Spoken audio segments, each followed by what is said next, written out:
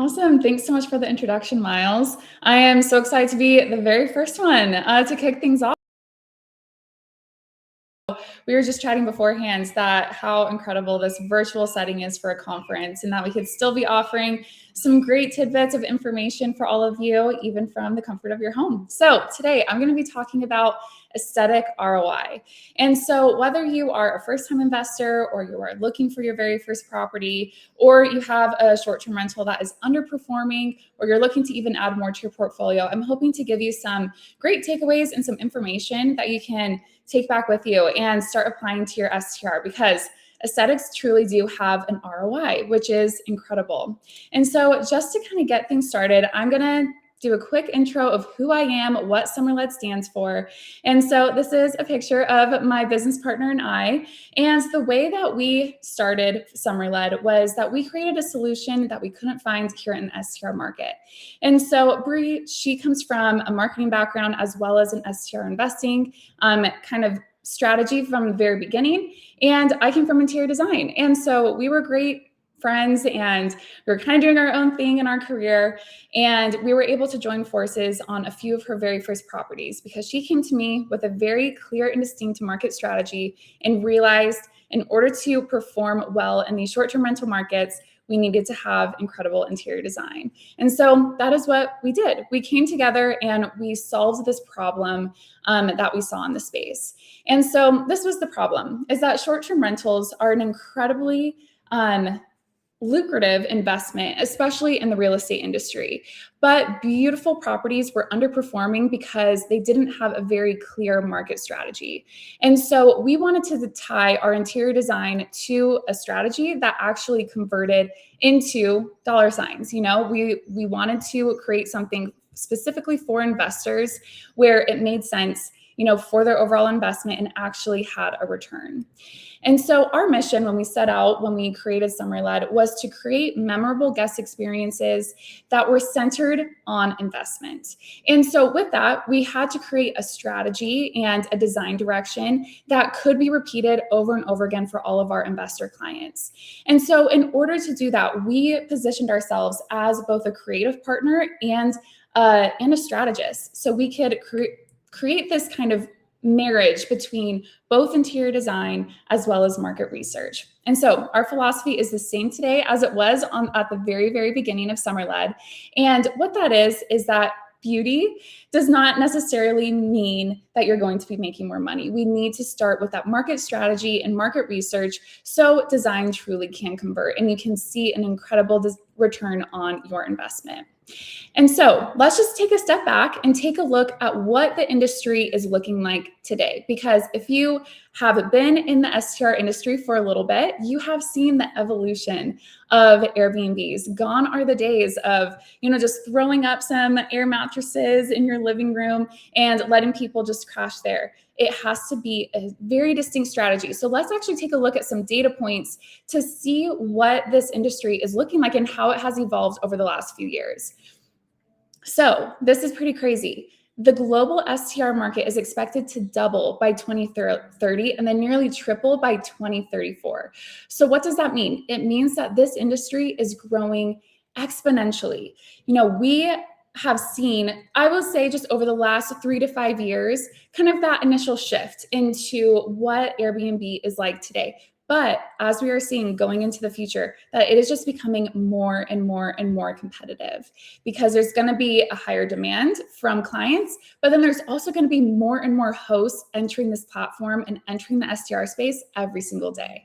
And so let's just take a look at this as well. The STR market is not like traditional real estate. This category growth is just insane. So take a look at what the STR market is and their growth compared to other real estate categories. So residential real estate is right there in the middle, hospitality and hotels right there on the far right, but that STR market is just exponentially growing. And so the way that we get a lot of these data points is through AirDNA. Airbnb is a really great resource. They actually release data every single quarter. And so have a pulse check on all of that and realize what is going on in the industry that we are all working within.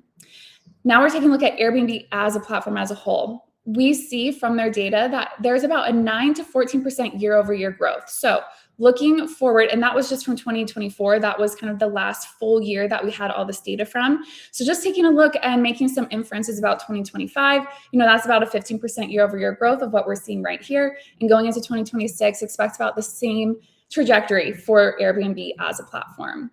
So what does this mean? I touched on this. It's getting more and more competitive, and it has truly shifted from the hobby hosts to professional operators here in the short-term rental industry. And so what we are seeing is that it is entering its professional era. And it is really cool to see kind of the shift, not only because of client preferences continuing to change, it is because of you as hosts are going to be a huge catalyst into creating this industry into a more professional sphere. And so this point, I think, is really, really poignant here. That pro hosts that take this very seriously, that treat their short-term rentals as a business, capture 71% of Airbnb's revenue. And so those pro hosts are so important in this day and age of short-term rentals. And what we are seeing is that only the best design listings win. And so markets are becoming more and more saturated, and we have to be strategists as we enter into these markets. And now design is truly a financial strategy. And so today I want to just focus on, the top 3 goals. Obviously as an investor, you may have more goals than these 3, but us as interior designers within the short-term rental space, as well as you as hosts, I would hope we align on at least these 3. So the very first one is we are hoping that your property will allow you to charge a premium nightly rate. The second one is we want you to stand out from competition, and we want you to start cash flowing as quickly as possible, because we know that there's a lot of expenses up front. We want you to be putting that money back into your pocket as quickly as possible. And so the way to do this, I know the title of this presentation is Aesthetics ROI, and so probably expected me to just talk about design, but I'm going to take a step back and say it is actually marketing strategy, and design is just one piece of that marketing strategy as a whole. So we see 2 distinct differences in the short-term rental industry, one with average properties and one with kind of like the top 1%. And we all want to be at the top 1%. And so those average properties, those are ones that do not have a marketing strategy. Those are the ones that are just kind of throwing things together and just praying that something will happen, kind of a shot in the dark. And these are some of the indicators that we know that this is an average property. A few of those are last minute bookings, low ADR, low occupancy, bad guests. And these are the kind of properties or hosts that take a step back and say, okay, wait, is this really worth it? Versus the top 1% properties, the ones that have a very, very clear marketing strategy, have a mindset that design and marketing is an investment into their business as an STR. And so a few of the things that we see for these properties as a whole is that there are long booking lead times. People are booking far in advance because you are a STR that people are seeking after. It's a very high ADR. There's respectful guests, and it is cash flow positive. So I wanted to just show you a few case studies to kind of, prove what we're doing over here at Summerled.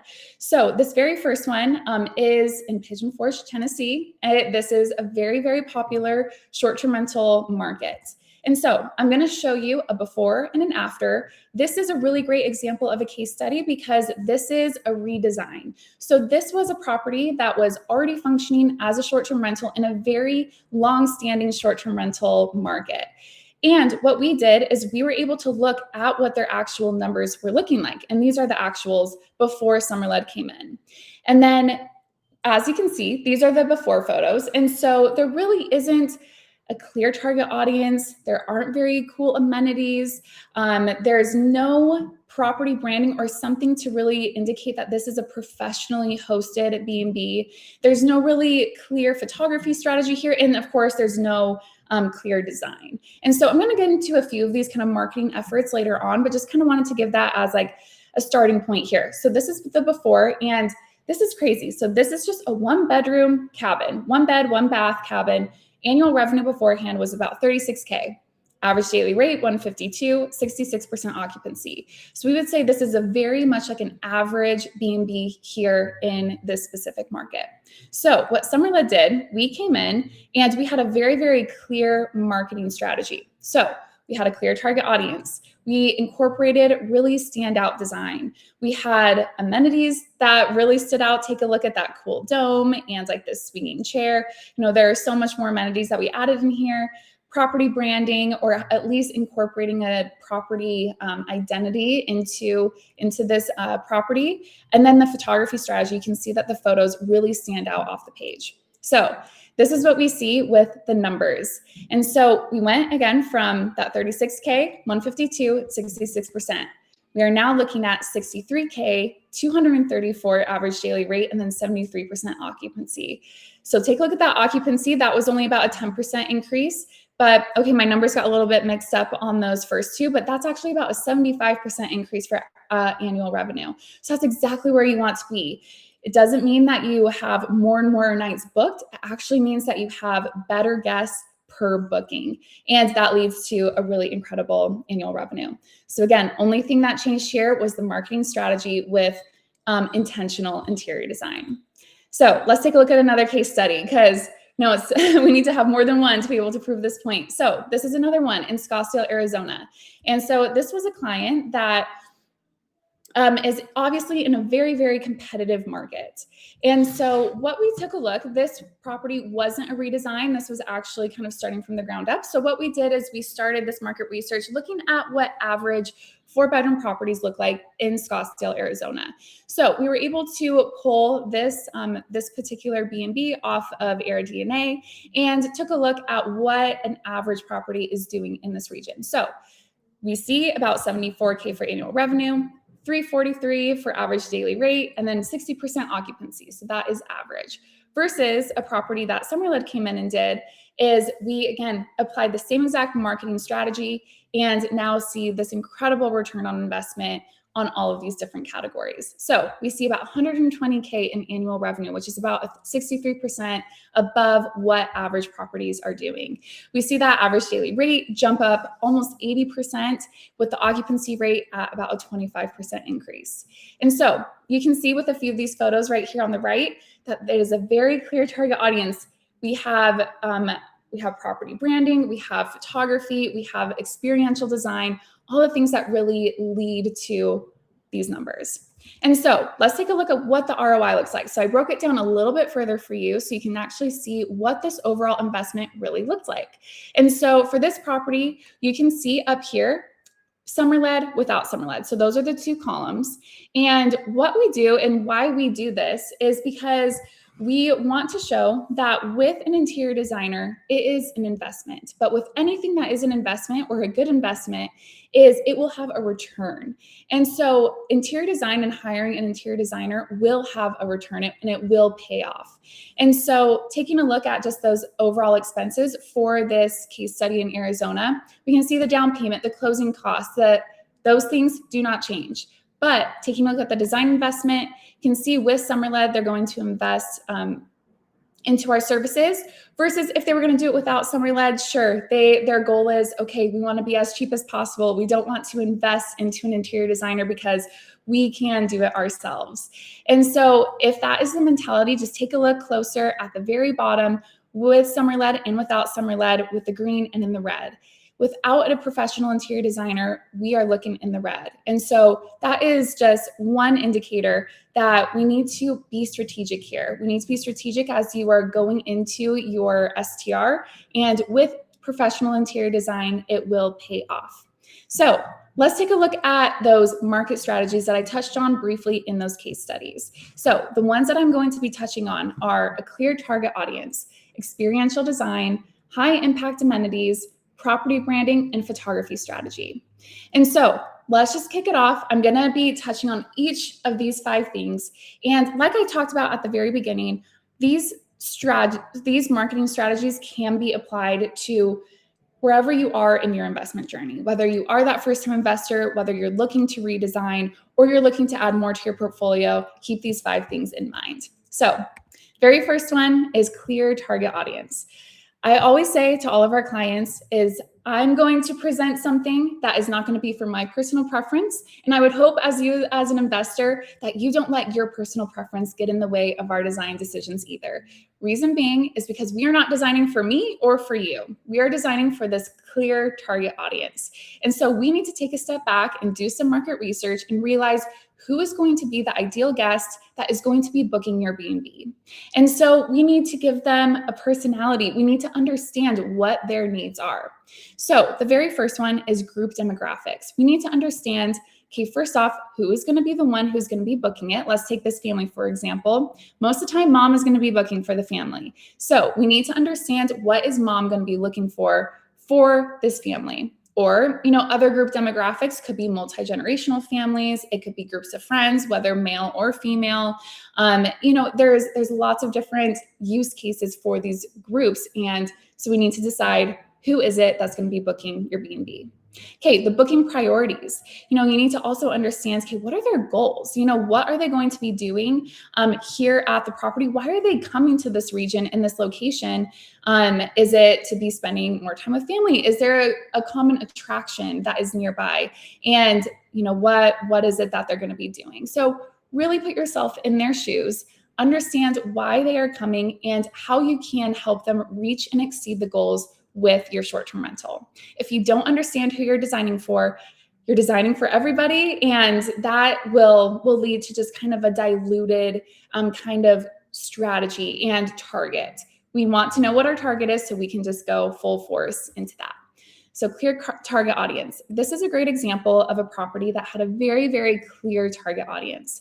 So not sure if we have any A&M fans on here, but you can know from the first glance at these photos exactly who the target audience is. So we created a design that was specifically for alumni, for people who were huge Texas A&M fans, and you can see that the design was very, very intentional, that we incorporated things that led to this target audience goal when they're staying at this B&B. They're probably going to be watching the game. They're probably going to be hanging out with friends or family.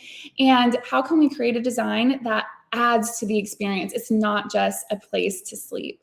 And so I did incorporate a few lifestyle photos in here because this is our target audience. These are people who are going to be booking this B&B. And so you can see that there's so many design nods that add to their goals here. So clear target audience, this is just one example. Next one is experiential design. And so like I said at the beginning, there is a lot of interior designs out there that will be more than able to create a beautiful interior design for you or interior design project for you. But what's different here, especially with short-term rentals, is that we need to create an experience. People are going to be going on vacation and staying at this short-term rental. And so we want to transport people out of their normal, mundane life into an experience, something that they don't get to experience in their day-to-day life. And so a few things really help us understand what kind of design direction we want to go in. And that very first one is just building off of that first point of that target audience. We want to create a design that fosters to the needs of the guests. And so it needs to be guest-centered. What if it is a group of girls? What kind of design aesthetic is going to really speak to them? If it is a family, what is it that we can add to the design that really will help them have the best experience that they can? Themed homes. This is a huge one and kind of a bit of a hot topic because themes, the first thing that you probably think of is maybe something a little in your face, maybe something a little kitschy, but a theme is purely just an intentional interior design direction that is carried throughout the home. We don't want to have just little blips of a design direction, but we want it to be very, very consistent throughout the entire home. So you have a very clear color palette of about 4 to 6 colors, and you have a design mood board or design direction that you will then carry throughout the entire property. So having a theme can be very, very themed, like think, girls groups, amusement parks, things like that. But then you can also tone back on the theme, but not the direction and intention of the design. The way that we really help ourselves create a theme is always based in local inspiration. I will say that, these guests, they are choosing the location that they are that they're going to be traveling to before they are choosing your B&B. And so you need to make sure that it is locally inspired and it is rooted into that location. You don't want an Airbnb that can be in any location in the United States. You want it to make it feel like the place that these people are traveling to. This photo, for example, you know exactly where you are. It is in Florida. It is tropical. It is bright. It is colorful. It is inviting. And that is what people are expecting when they are booking a B&B in that location. So this is just another example of experiential design. And so this is actually a design direction for a brand called the Birdie Houses. And this is a client who has installed short-term rentals across the nation next to popular golf courses. So this is for the boys and for those who love golf. And you can see that the design throughout the property is very intentional. It's not just a few blips of golf here and there, but it's actually incorporated and interwoven into every single space of the design. So you can see there's, artwork, there's pillows, there's amenities. Everything is adding to the overall experience of this B&B as a whole. Next one is high impact amenities. The reason why I say high impact is I'm going to get there, but we may just be looking at amenities as something we check off the list instead of something that is intentional. And so we approach all of our properties with two things in mind: competitive amenities and strategic unique amenities. There are competitive amenities that if you are in a region that you absolutely need to have. And so a few of those, like let's say you're in a cabin region, if all of your competition has a hot tub, that is a non-negotiable. You need to make sure you have a hot tub, and in order to be competitive in that market, that is obviously budget for that. The next one is a strategic unique amenity. And so the way that we do that or really help ourselves make the decisions on what other amenities to add to a property is actually taking a look at comparable but more competitive markets. So let's say you're in a market that maybe isn't as competitive right now, but you can look at a market that maybe is a few years down the line and is a little bit more competitive. So take a look at those markets and see what amenities they are adding to their B&Bs and start incorporating those. Be the cutting edge in your given market.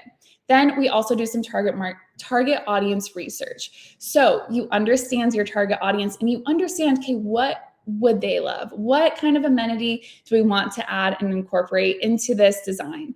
And so that might open up a whole other slew of amenities that your competition isn't even considering. So again, put yourselves in their shoes, and that will always help you make some really great decisions, especially with things that will lead to a really, really high return on your investment, because amenities truly are. So let's take a look at this. I like this exercise because we want to think about the don't get to experience often kind of amenities. Remember, your target audience is on vacation, and so we want to give them a vacation experience. So here's an example. This is an okay amenity, right? This is something that, okay, it's a sauna. That's a check mark off the list, but this is a don't get to experience very often amenity. A sauna that is outside, that has a glass back, that is in a very interesting kind of barrel shape. Those are cool aspects of the sauna that people will want to book specifically for that experience. Okay, here's another example. Okay, amenity. Here is a fire pit that you just kind of check off the list versus something that is very intentionally designed. And so don't get to experience very often a cool sunken fire pit that you can gather as an entire group at your short-term rental.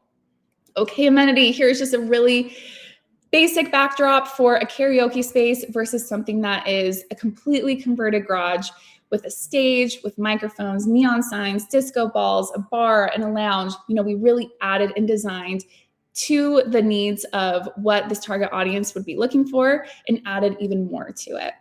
Okay, another one, game room. Game room is, I would say, number one amenity that we have been seeing in 2025 added to short-term rentals. This is okay. This doesn't really add much to your short-term rental versus something that is out of the box. That is very cool, very interesting. This was actually a property that was near Orlando, so it was more amusement park themed. And so we wanted to create something that was, Marvel, Avengers, and don't get to experience very often. And we understood what that target audience was looking for. Okay, amenity, a gym versus something that is experiential and very, very cool. So think about this when you are adding amenities to your short-term rental. Okay, amenity, check off the box versus something that can actually add to the experience of your guests. Okay, next up we have property branding. And so property branding is a marketing strategy that we have seen incredible return on. Because what this does is that it instills trust with your guests. It automatically makes you seem more professional.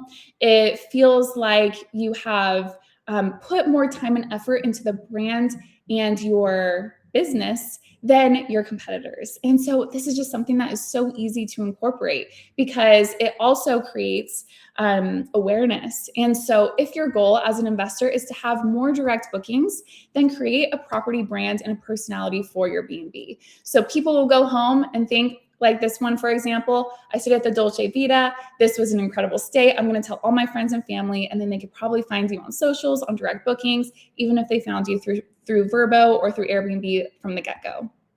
So this is just one example of using property branding within your B&B. It needs to be catchy. It needs to be draws in your eye, and then has to do with the rest of the interior design. So this is just a few ideas of where we can incorporate property branding into your short-term rental. So yard signs are a great way to kind of indicate you are here. Doormats, mugs, robes, there are so many great things. So take a look at this list, and these are just a few quick takeaways that you can incorporate your property branding on. Photography strategy. So this is the very last section, and I'm going to get into some of the nitty-gritty here because I would say arguably that this is the most important aspect of your marketing strategy. Let's say you've invested so much time and effort into getting your B&B up and running with this incredible design, with this incredible amenities, branding, all of the above, and then your photography falls flat. That will not lead to conversion. That will not lead to bookings or any of the goals that we set out at the beginning. We need to be very, very intentional with what our photography strategy is because this is the cherry on top that will get you to reach and exceed the goals that you have set out for yourself. So the very first one is styling. So styling is an important aspect of the design and setting up your property for success. We want the property to feel lived in and to feel comfortable and inviting. And so we need to incorporate emotional cues into your photos that those who are going to be booking can, kind of see themselves there. And so styling is a way to do that. And so these photos are just one example of a property where, we set the table, we set out some cute snacks, we showed this property in action, and it just added more warmth and welcome to this property. So these are just a few other ideas. We don't want it to feel unfinished. This is how we finish out the property, is with styling. So here's just a few examples because I think visual examples are really important. So we have a fire pit versus a styled fire pit. You do see the difference. We want to make sure that it is standing out on your listing. If you're going to be investing into something, style it. Okay, a hot tub. Again, if you're going to spend so much money on your fire or on your hot tub, do not take a picture with the cover on. We want it to create an experience and something that people will, be wanting to go and use, wanting to book your property because of something that you have there. Okay, a game table versus a styled game table. I would even take it a step further, put some drinks out, even incorporate some lifestyle. We'll talk about lifestyle in just a second. We have just a little side table versus something that has a little bit more personality. Now we're going to get into lifestyle. So styling is the first little bit, then we have lifestyle. And I will say that lifestyle is a really great way to, again, evoke that emotion. And so it always goes back to that target audience. Hire models or groups of people that fit who your target audience is and have them interact in the property. We want to showcase the amenities first and foremost, and we want it to feel very natural, just like you're taking a little glimpse into what this experiences that these guests are having. And so lifestyle photos also, like I said, evoke emotion. And so that is what we're doing with these marketing strategies, is to evoke emotion and get people to book. So here we're revisiting our birdie houses. We had some great lifestyle models who came in, and we're using the amenities. You can see this one. I love his face here. That evokes emotion, right? It makes you giggle, makes you laugh. It is memorable, and it will get people to book. Here's just some other examples of how we can use lifestyle photography. This is a little bit of a different target audience with a great family. Again, keep in mind who's going to be booking is probably going to be mom. And so she can then picture herself while looking at these photos of spending some time with her spouse or spending some time with her family, you know, having some core memories made of playing with their kids in the pool or roasting s'mores. And so that is the goal of this lifestyle photography, is to, again, evoke that emotion and get people to book. All right, let's take a look at photographer selection. So just from the top, I'm going to say that a photographer is not a one-size-fits-all. We need to be very intentional about who we are selecting for our photos based off of that target audience, that experiential design, all the things that we've discussed, because we want to then have our photos evoke a feeling and emotion that embodies the entire vibe that you're going for, and to get the right people to book. So you need to take a look at a photographer and look at their editing style. Does that fit the mood? Look at their shot style. Are they doing interior? Are they also doing exterior? Do they do lifestyle? Do they do drone? Ask those questions up front. And so I will say, the best photographers get booked out far in advance. So be very intentional about who you are booking and make sure you get them on the calendar, far in advance. So this is just an example. So this is a really bright, fun, vibrant Airbnb in Florida. And so you can see that the photos reflect that. You know, it's very clean, it's very crisp, very bright, saturated colors, versus this is a cabin property. And so this feels a little bit more warm. You see more of the yellow tones within the lighting and furniture.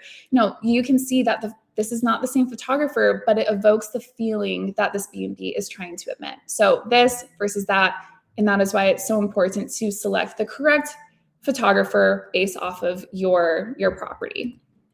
Okay, now post-production.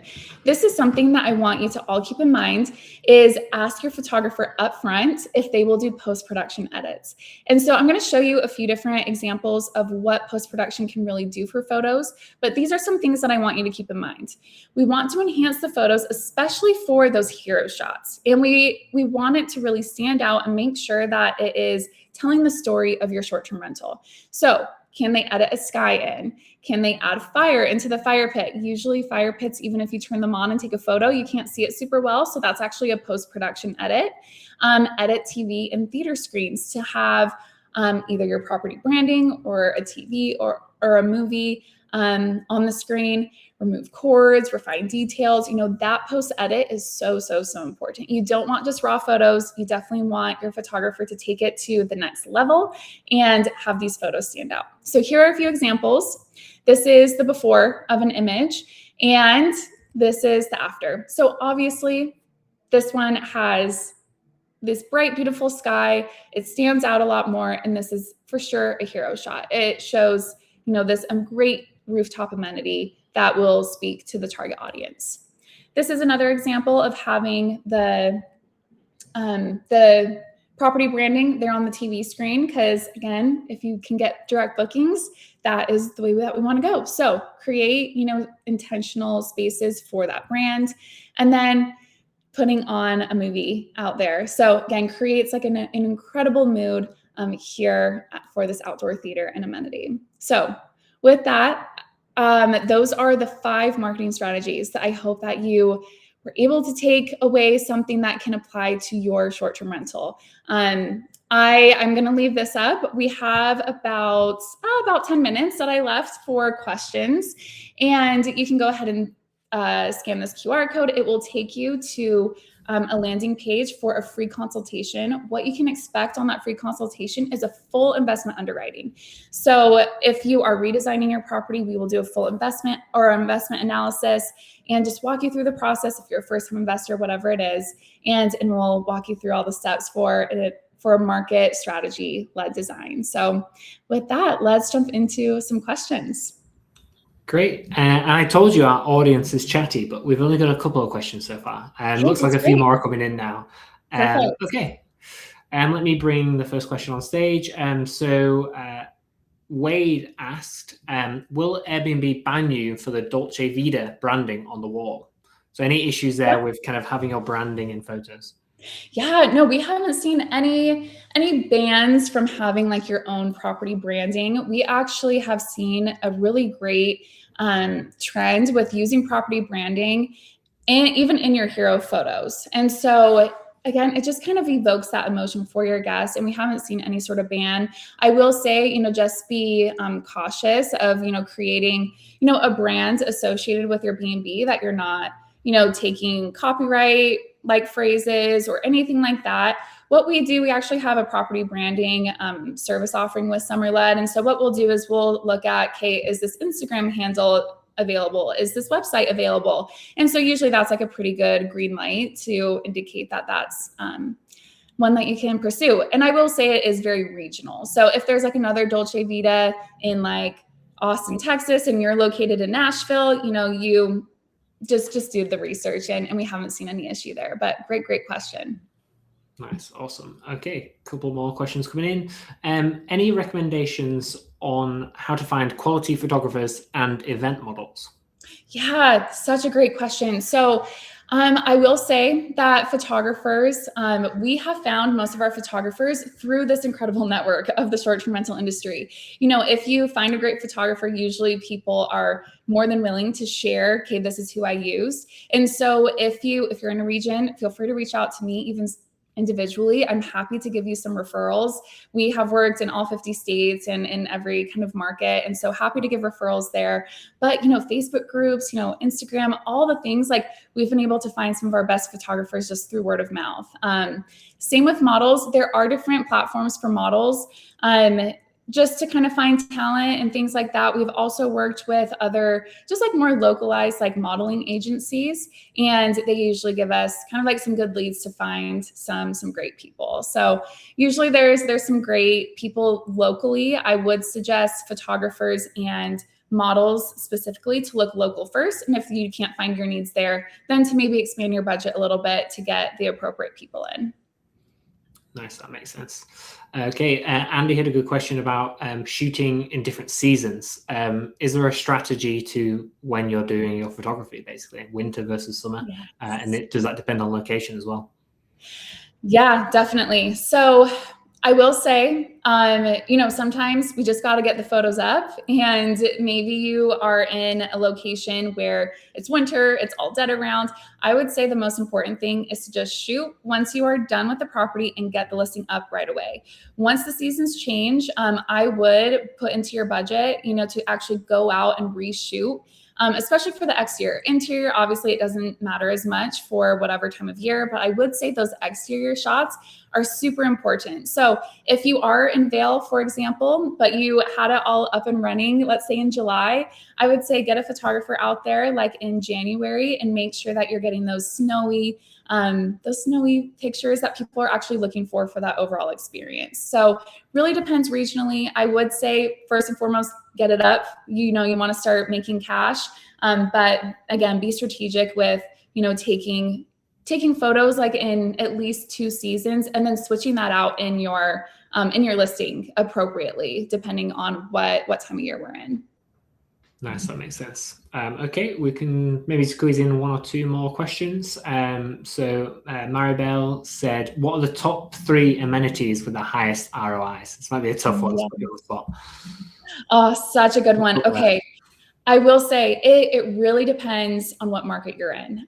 So that's why we have to do our market research. We have to understand who the target audience is. So I wish I could say, okay, these are the top 3 no matter what market you're in, but I can give you a few that we saw historically for 2025. The top 3 that we designed the most of was game rooms. That was the top one. Game rooms all over the place. And I feel like that is a little bit more universal. But also keep in mind who your target audience is, because game rooms might look a little bit different if it's like a family versus like a friend group. But game rooms, number 1. Outdoor amenities. The biggest one that we saw a huge surge in last year was pickleball courts. But again, that's a very expensive amenity. And so again, we just want to make sure that it's actually going to pay off. But usually like in markets where it's like warm year round, it's families, groups of friends who are coming together and wanting to spend time together, pickleball courts are a huge one. And I will say just overall wellness is a really big trend that I don't see going anywhere. And in 2026. It is, wellness includes, hot tubs, saunas, cold plunge, gyms, all of those. Like, people are booking specifically for those experiences. And so just keep that in mind, that wellness as a whole and the amenities that kind of go with it are here to stay. Nice. Awesome. Okay, we're going to do one more question before we move on to the next topic. And this one kind of links to our next topic nicely. So do you see, pictures with people in performing better on certain channels, or is it kind of across the board that you're seeing kind of stronger performance there? Yeah, so we are seeing it perform pretty well across all platforms. I will say I would be pretty intentional with the lifestyle photography. I wouldn't do every single photo with a person in it. I think it's better, more like sprinkled in to your listing photos. You still want to showcase the property, and then it's kind of like a nice surprise to see lifestyle photos in there. I will say, like, for the hero shot or like the first 5 photos, maybe have like 1 in there with lifestyle, and then again, just kind of like sprinkle throughout the rest of your listing. I would say seeing the best result with that amongst our clients. And yeah, again, just kind of has like that nice little edge to have the person looking at your listing picture themselves there at your property and experience it with their friends or family. Nice. Awesome. Okay. I think that's probably all we have time